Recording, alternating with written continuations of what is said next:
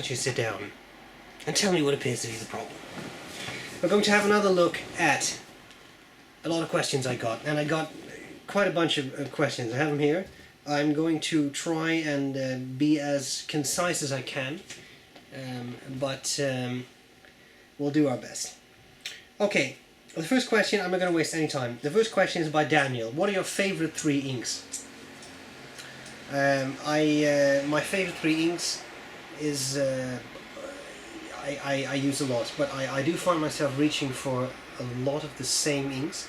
I really like Mont Blanc Toffee Brown. I think it's a very nice, very warm brown. I really like Mont Blanc Irish Green. Very nice dark green. Both of those inks have a lot of nice shading. And I think that's just a very reliable ink brand. I have yet to encounter any problems with Mont Blanc ink. I also like Mont Blanc Corn Poppy Red, but to also mention something from another brand, this may sound weird, but I really like Pelican Blue. It's just a royal blue, it's nothing fancy, but it behaves well, and it does what it's supposed to do. So, I like that.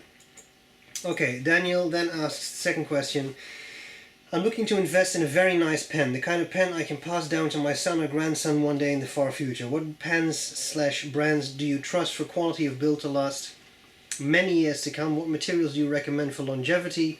Budget up to roughly $1,200 US. I hope the pen will become a family heirloom, at the very least something to remember me by. Nib preferences, stub, medium, broad, but honestly any will do. Yeah, I mean, that leaves many options. I mean, I don't think one is necessarily better than the other. You can look into a Mont Blanc. This sounds like I'm sponsored by Mont Blanc, I'm not, but I mean, I think Mont Blanc makes nice pens. If you're looking for an heirloom pen, they make good stuff. Other brands, you could, you know, I'll tell you what, I would really look into a Yardeled. I love mine. I happen to have it right here. This was gifted to me, and I'm still very appreciative of that gift. This is the Yardeled Viceroy Grand. It's solid sterling silver. It's a big pen. It's massive. It has a fantastic nib. Also, it's silver, so it may tarnish a bit. Just polish it, but it's not really going to deteriorate anytime soon if you take good care of it. So look at that. That I think would be an heirloom pen. And I mean, if apart from that, $1,200 will buy you a lot. So you can look into pretty much anything you like. But I really like Yardeled. Okay, Jeff has a question. What does the O-ring do in an eyedropper? I need this from planning an eyedropper conversion of my hero pens. Is it also okay just with silicone grease? And can you also just convert an eyedropper or a fountain pen into an eyedropper filled pen without an O-ring? Yes, sometimes you can, sometimes you can't. The O-ring is just an extra buffer. Picture what's going to happen. I happen to have an eyedropper right here within arm's length. The Cherubin eyedropper has an O-ring. First thing you would look for is a lot of threads. You put silicone grease on the threads, right on the threads of the section, and you screw it back in. If there are a lot of threads, clearly the ink has to travel through a longer distance. So typically that works pretty well as an eyedropper. Put some silicone grease in. If you have that, then you don't always need an O-ring. But the O-ring right there is just an extra buffer. It's just extra buffer. It's rubber. It's insulation. Make sure that the ink won't fall through and start to leak. Some pens need it and some pens don't. And if you have pens that have bigger threads with more space between the threads, for example, ink will flow through much more easily, and that will cause a leak and all that. So it's easier to use an O-ring in that case. You can always just try silicone grease first. If it doesn't work, then you will need to add an O-ring. Okay, here is someone. I seem to have forgotten to copy their names. I apologize, but it's, you know, your question will be covered anyway. I was curious in one thing. You mentioned that the gold nibs give you a warning of sorts before they get sprung. I was curious if you can elaborate further on that in a future video. Yeah, well, that's very hard. I mentioned that in the context, I think in a previous video, in the context of titanium nibs. Titanium nibs are typically quite springy, but you can easily spring them. So if you apply too much pressure, the tines get stuck and they don't spring back, and that's hard to fix. although to be honest, titanium can be bent back fairly easily.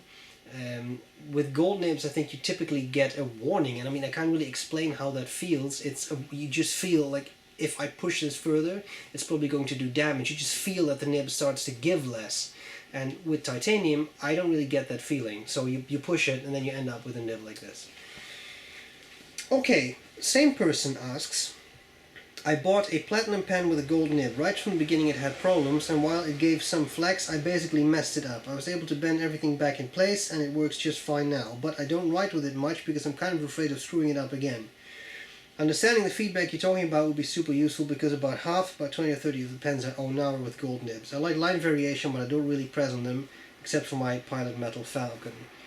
Yeah, well, that ties into that. I mean, gold nibs, I think you have to be careful anyway, because even if a nib is gold, that doesn't mean it's flexy. I always give the example of the Pilot 3776 with a music nib. That's a 14 karat gold, solid gold music nib, and that is one of the stiffest nibs I have ever used. Those tines will not spread open under pressure. I mean, every pen flexes once, but that pen just doesn't flex. There are other pens I've used, 18 karat gold nibs that flex a bit. I've also used 18 karat gold that don't flex. Same with 14 karat. And just today I recorded the review of the Sailor Realo. I have that here. That's a 21 karat gold nib. And you may think that it's a lot of gold, so it really flexes, but that's not even a semi-flex nib. So it really depends on the nib shape, the other metals used in the alloy of the nib, and I don't think you can say gold will always flex. So be careful, and if you really want flex, then invest in a good flex nib. Buy a vintage 14K flex nib, and pretty much go wild with that. Those nibs can handle it a lot better than modern nibs can. Okay. Tomas asks, I tend to like extra fine nibs the most. For the writing to be easy to be read, intensive colored inks work best. Do you have some recommendation of a blue ink that doesn't kill my Twisby and Pelican pens, dries completely, and is a strong blue, not blue-black color? My best finding so far was Diamine Majestic Blue, but to my horror it does not completely dry in my papers. Even after a few days of being written, my text still smears a little, leaving behind the ugly smearing on the paper as well as unappreciated ink marks on my fingers. Well, that's not necessarily the ink. If you use a coated paper, then any ink can smear. If you go back in the day of the good old typewriters and even inkjet printers, sometimes you buy a more expensive paper that's very white and may slightly glossy. It's coated, and after days of typing or printing on it, you could still smudge the ink. It's just because the coating, the ink won't really bind to the paper. So what I would do is first try another paper with that ink. It's entirely possible that it's just the paper that's coated and just too glossy. My go-to blue, I just mentioned Pelikan Royal Blue. I think that's a great blue. And of course the Boy Scout of inks is Waterman Blue. The standard Waterman used to be called Florida Blue. Now I think it's called Serenity. That's an ink that always works. It's so well behaved, and it's a nice blue. I would find it hard to believe that would misbehave, but if that smudges too, then it's definitely the paper, because that ink is very reliable. As much as I like the idea, same person, as much as I seem to like the idea of using fountain pens, I find it pretty problematic to store and carry them with me. My handbag is a backpack, no real stiff frame, prone to be flippantly dropped here and there. Yet I find leather holders too ill-styled for my liking. Remember, tech industry, etc. Have you seen some kind of holder that would suit around 5 to 6 pens, including my mechanical pencil and a razor pen, with a look that may be appealing to me? I was thinking along the lines of a tube made of some hard fabric, leaving its inside split into pen-sized compartments so that I could clip my hands to the inside of the tube without having them touch each other. Or maybe it's time to start some Kickstarter project. Yeah, probably. Because I don't know. I don't think I've ever seen anything like that. So either discuss it with someone. This is a custom pen pouch by My63 Leather. Michael does excellent stuff with leather. Have a chat with him. Explain to him what you want. Maybe he can make you something. Of course, it will be a custom product, so it probably won't be $5. But if that's what you really want, then you probably have to look at a custom maker. for such a product. Okay, Jill asks, hey, so I bought a Lamy Safari rollerball and a Leuchtturm 1917, that's a notebook, and I wanted to ask you if there is a refill that can fit a Lamy rollerball. Yes, Lamy rollerball. I think it's a proprietary format, but Lamy makes them. Can you please tell me your top 5 or 10 fountain pens for a beginner? It will be my first time to buy a fountain pen. Well, probably, but I have a video on that too. I think it's called Starter Pens, and I actually think I made a second video on that not too long ago on good starter pens. In short, I would say maybe stick with some of the well-known names. Buy a not too expensive Parker or a Waterman. You'll probably not get the most spectacular looking pen in the world, but they will function well. So at least you'll get something that is reliable, that works well, and that should meet all your criteria. As far as writing goes, at least, maybe not as far as looks go. That I would look into, and they're also usually I don't find them very finicky. So get that with a fine or medium nib, and I think you should be fine. Okay, Scott.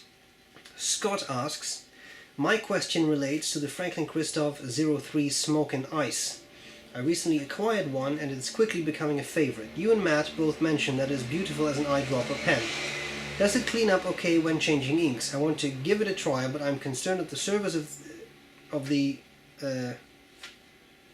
that must be a typo, but that the surface of the pen will hold ink or stain because of the finish. Here's the deal. If you're afraid of staining a pen, use washable blue only. It's that simple.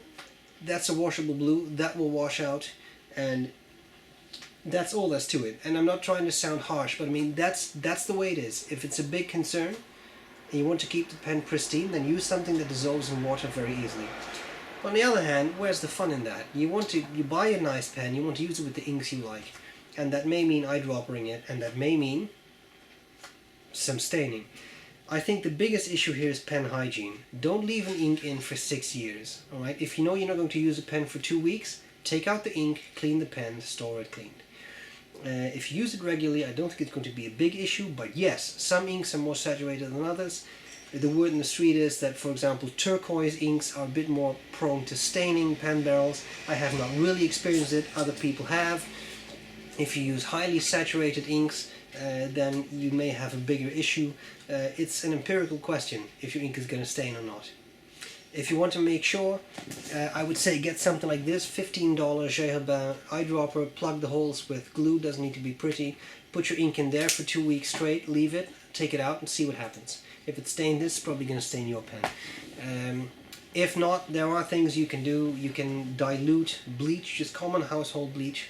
I would say about 10% bleach, 90% water, and clean your pen with that and put that in. Usually that dissolves the ink, but sometimes it goes wrong. I had one Indian pen that may have had some, I don't know, some polishing scratches on the inside of the barrel, and I think bleach just got in there and that left permanent marks, cloudy stripes on the barrel.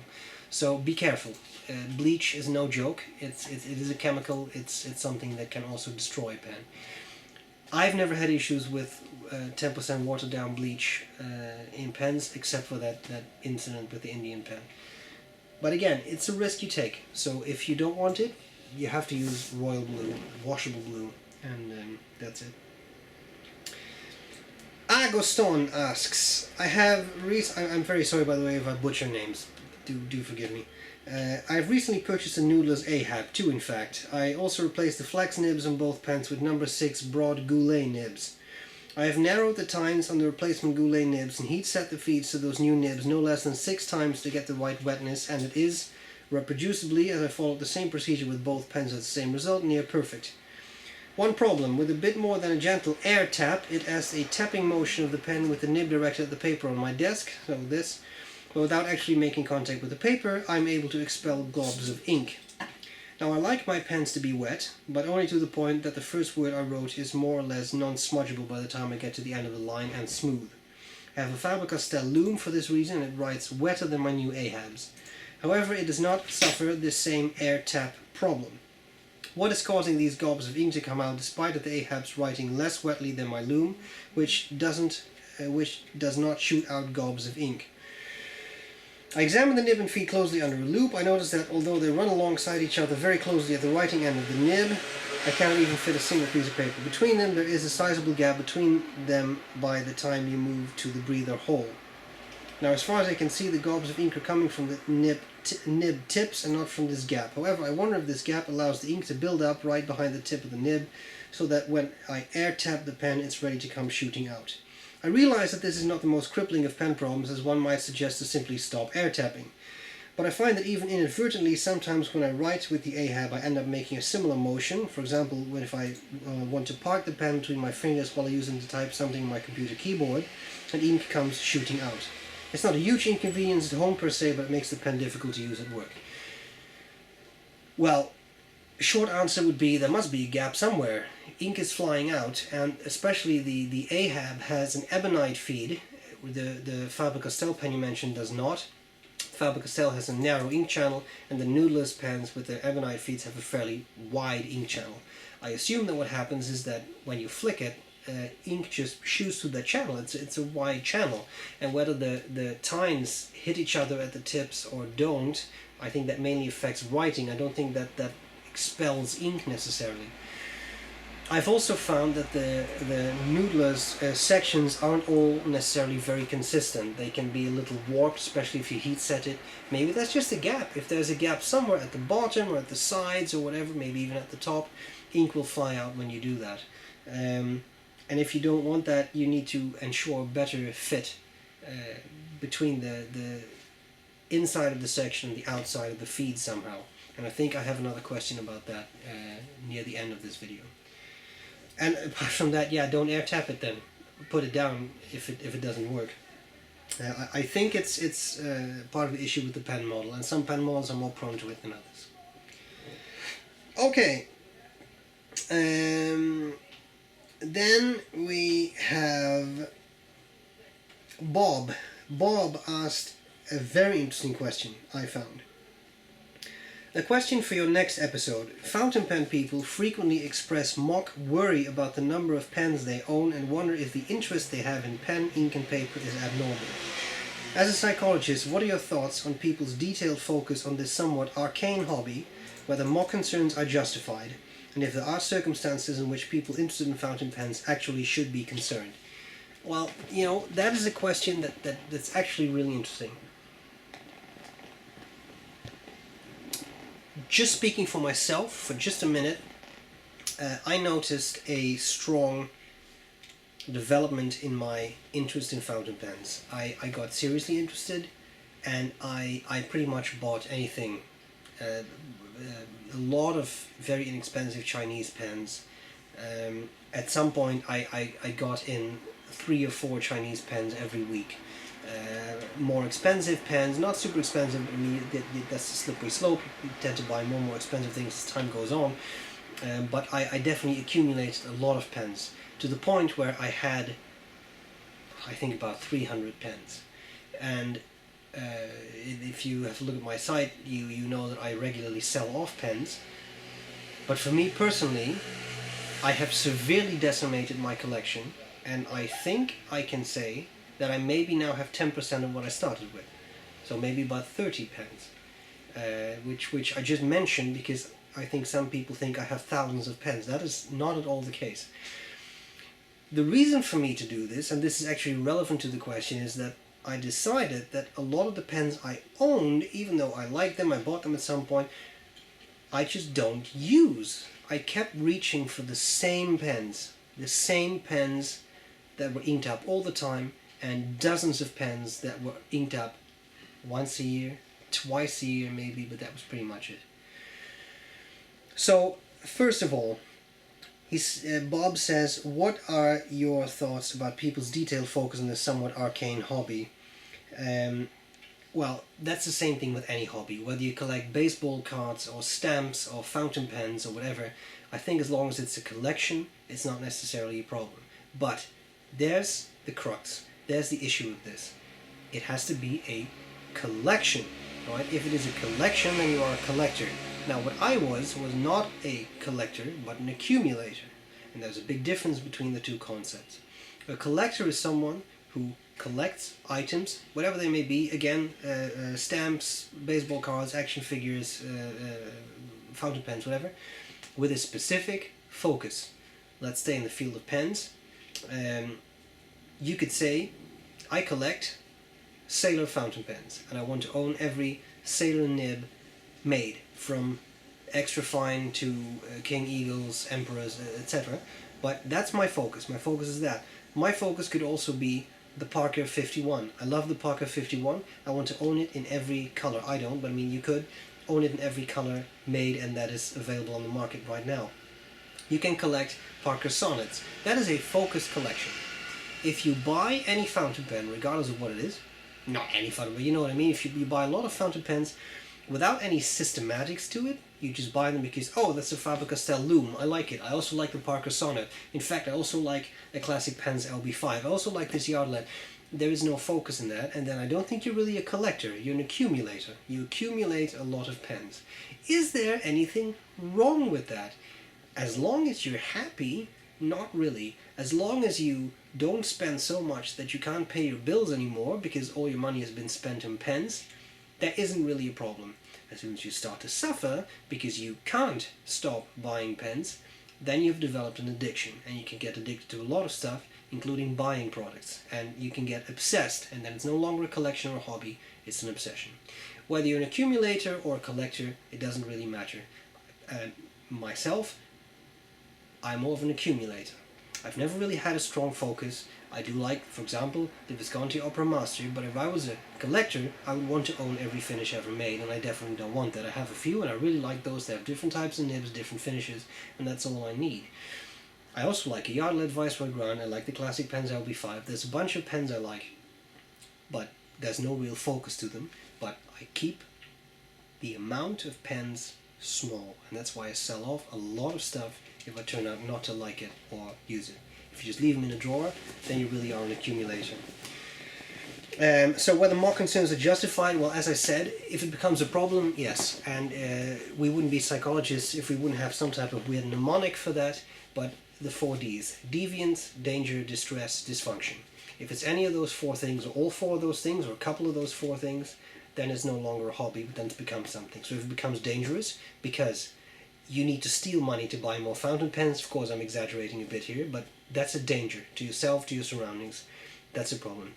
Deviance, if it becomes really odd, for example, you like to put all your fountain pens on the floor and roll over them naked, that's pretty deviant. I don't think most fountain pen users would do that. That's a problem. Distress, if it gives you distress, if you think, oh, I have to sacrifice everything I have so that I can buy one more pen, that's distress, that's not good. And finally, dysfunction. If you can no longer focus at school or work because all you can think about is fountain pens, then you also have a problem. Alright? So that's pretty much all there is, the 4 Ds. As long as you don't suffer from those, you should be fine. So that's the final bit. Are there circumstances in which people should actually be concerned when they're interested in fountain pens? I don't think so, but if it starts to go to any of those 4 Ds, then you should definitely take care. And that can even be something,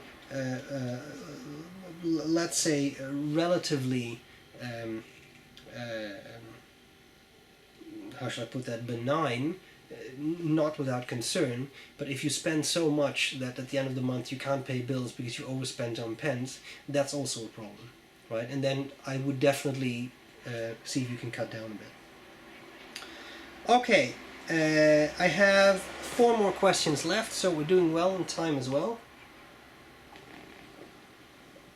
Here's a question by Gargamel. I have one similar, but we're talking about the Jinhao 599A, which is one of those Lamy Safari, let's say, clones. Gargamel has a Jinhao 599A and he says it won't write. I tried standard cartridge and converter that came along, ink just won't come from pen. That scenario repeated for a few more cheap Chinese pens. Am I doing something wrong? Some pens I have with fixed converter write only for an hour or so and later they dry out. Please help. Well, A little difficult to answer because I don't know what your exact situation is where you use them. If you live in the desert, for example, then the pens can dry out just because it's very hot and very dry, right? But assuming you don't live in the desert, it's possible you are doing something wrong. I don't know. But one thing I would recommend strongly is if you get a pen like this, especially if they are a bit cheaper, but you should actually do it with any pen you get in, is first clean it very well. And what I do is I take just a little bit of water, a few drops of dishwashing detergent, you know, just the stuff you use to do your dishes, and draw that up a few times, whether it's a converter or a piston filler, it doesn't really matter. Draw that up a few times, expel it, draw up, expel, draw up, expel, and then flush it with water. So just draw up clean water, expel, etc. Do that a few times. What happens sometimes, especially with cheaper pens, is that you get machine oil residue in the feed, and oil blocks liquids. And the problem with that is that if you put in an ink, a writing ink, it can't get past the oil, it doesn't work so well, and your pen will not write.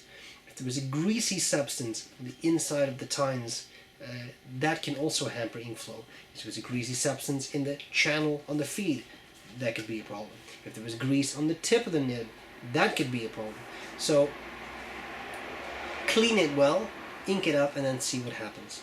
If the pen really doesn't write, try pressing down on it very lightly. I mean, you don't want to do that to the nib, but just press it down very lightly so the tines open just a little bit, and see if it writes then. If it writes under those circumstances, it's possible that the tines are just not tuned properly. I like my tines to just not touch, so they are tapered. You have the breather hole here, there's a wider gap there, and the gap gets narrower, and if you hold the nib to the light like this, then a small beam of light should pass in between the tines all the way up to the end. If you have that, for me, that is a perfect setup for tines. Now they shouldn't be open like that because that will hamper ink flow. They should go towards each other and just not touch. If the pen doesn't write, the tines could be like this, and if you put a little bit of pressure on them, they open up just a little bit, and then you can see there's ink, right? The ink is suspended between the tines, it will more easily flow. If that happens, then you know the tines do tight and you can open them up a bit. I have a video on that called How to Make a Nib Wetter in Seconds. That's something you can do. If that doesn't work either, then there may be another problem. The tine tipping may be over polished, but then that will also be solved if you push down a bit, because anyway, that should resolve that for a bit. If that also doesn't work, it may be a defect pen. But if you have it with a number of pens, that's kind of weird. You would expect at least some of them to write. So I would really try the cleaning. And finally, don't leave them uncapped. If you leave a pen uncapped for quite a bit, they'll definitely stop writing. It's very tempting to write a bit and then, you know, in a lecture or something, you know, that's a typical scenario or a meeting, where you sit around like this and you're waving around, your nib is drying out, and then it just won't write. It just, there, and it won't write again. Alright? Now then, a very interesting question from my friend Vegan Minimalist Mark. He asked a very good question. It was a review of an oblique nib. I'll come back to that in 1 second, but he said, is an oblique nib better for a left-handed user? Okay, now that's an interesting question. First of all, what's an oblique nib? Maybe you've never heard of that. Picture. Okay, I'm just going to do the most terrible thing in the world. I'm actually going to draw something because I say the most terrible thing in the world because I can't draw. But, you know, you should all have some entertainment once in a while. Okay, here we have a regular fountain pen. Okay, you have the tip of the nib, you have the two tines, you have the slit between them, and you have the tipping. Now, you don't really want that weird opening there. It's actually a bad sign. What I'm trying to say is that tipping, that's hard metal, and that is usually round. Now, what is an oblique nib?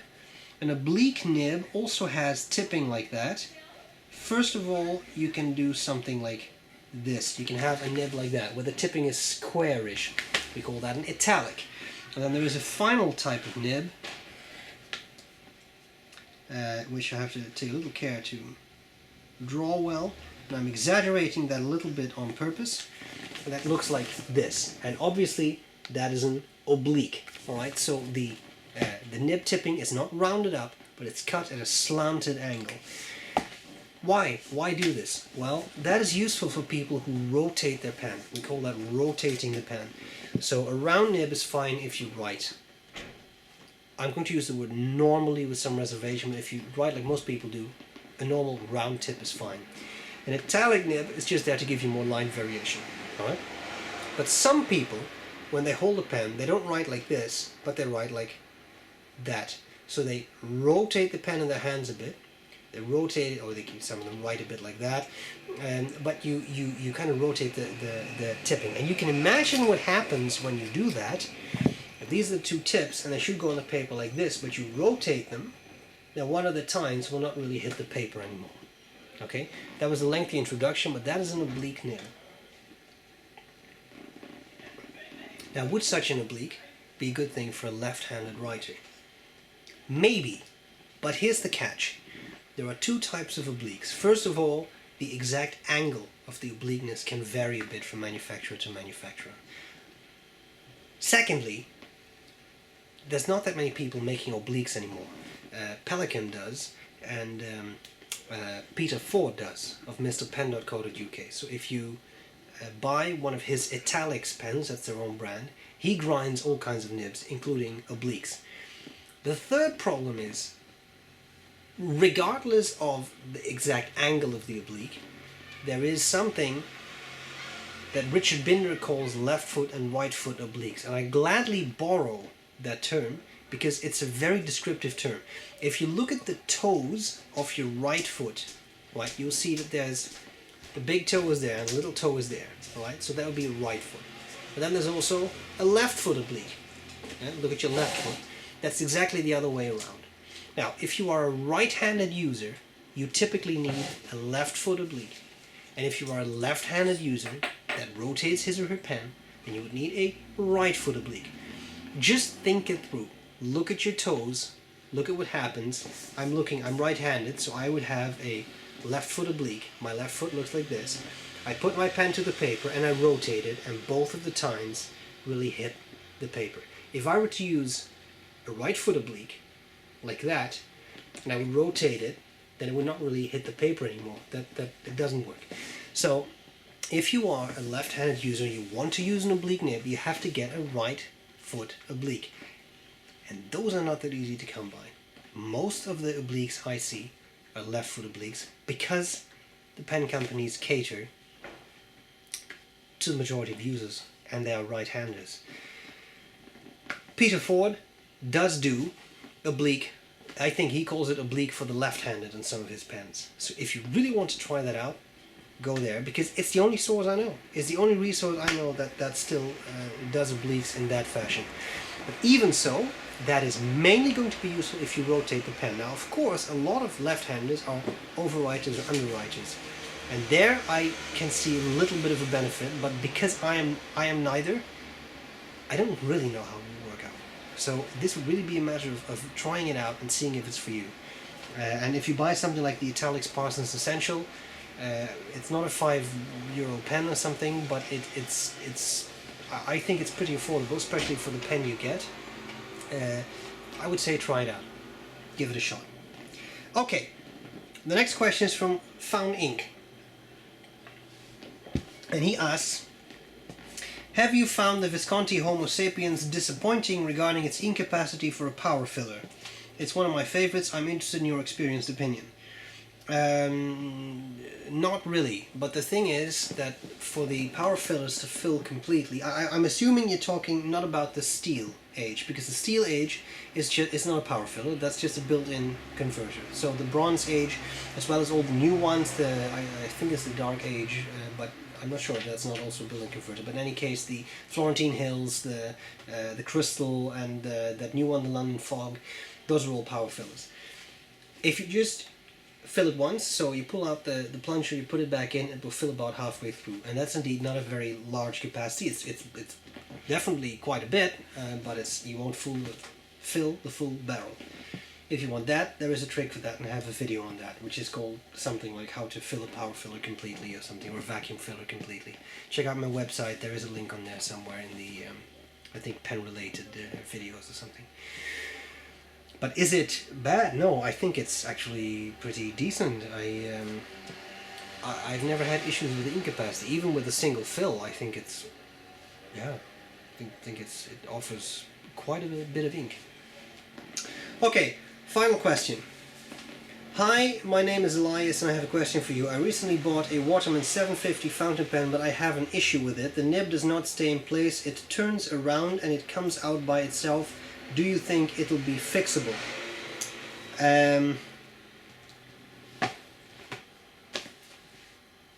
Possibly. This sounds like, I think one of two things is going on. If the nib, and I assume also feed, rotate by themselves, it's possible that the hole in the section has just become enlarged. That can happen with use. I once read an article by Richard Binder where he said, people always say that I think, I'm paraphrasing here, and it's been a while since I read this, but I think his point was, people always say that the tips of 2 tines should not touch, except on a flex pen. Because if you look at vintage flex pens, the tips often touch.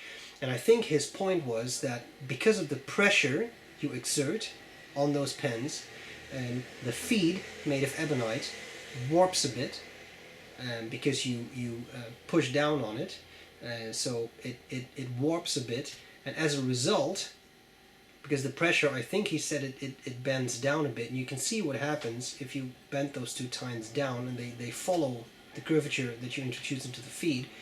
Tines start to touch. Right, and that's something that can happen. Maybe something like that happened and the feed just got warped a bit. Another thing that's possible is that because of the pressure of a flexi nib, the hole in the section that accommodates the nib and feed has just been stretched out a bit, just because of the upward pressure of the nib and feed. I mean, that is also a possibility. The question, of course, is what can you do about it?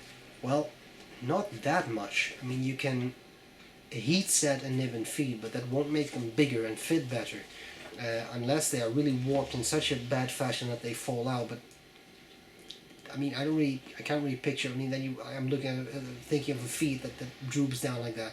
Probably not the case. So heat setting won't really work. What could you do? Well, I have had a similar issue with a cheap pen. I just took some of that paper masking tape and I put 1 layer around the nib and feed, make it a bit thicker, and it fit. Is that very elegant? Not really. What else can you do? Get another pen and replace the nib and feed on the pen you like. So get something cheap, but make sure that the feed is the same size and make it fit. In that regard, it may be interesting to see if you can use an Indian pen. There are some Indian pens out there that are very inexpensive, but they do have ebonite feeds that you can shave off a bit to make them thinner, or you can maybe fiddle a bit with that. But it's also possible it's just a lost cause. The one simple fix that I would recommend is see if you can very carefully push in the nib and feed a bit farther. Sometimes you go from a feed that is this wide at the point where it exits the section to something this wide at the end. Maybe, if you fiddle a bit with that, you can actually make that fit better. Maybe it's just not in far enough, it doesn't have enough purchase. I don't know. But as I said, it's also possible it's a lost cause. It happens. eBay sellers are not always completely honest. I once purchased a Parker 25 Flighter. It was advertised as writing, but well, it did write for about a sentence and then it ran dry. When I finally disassembled it, it turned out that the entire feed was clogged with something that looked like India ink, and I had to manually, with a brass shim, clean every single fin or comb of the feed. And a lot of eBay sellers are very honest, but this happens. You buy them, and sometimes it's just basically a defect pen. See if you can bring it to a pen show. There may be a pen repairman there, or someone who is experienced with these models and can easily help you out. Okay, that's it. I think we have filled up quite a bit of time, so I'm going to leave it at that. If you have more questions, leave them at the comments below, and I'll try to include them in the next episode. Hope this was useful. I hope I didn't come across as rushing through the questions, but because there were so many, I want to cover as much as I can, but also as succinctly as I can, so one does what one can do. Hope this was useful, and I'm glad to see you later. Bye bye.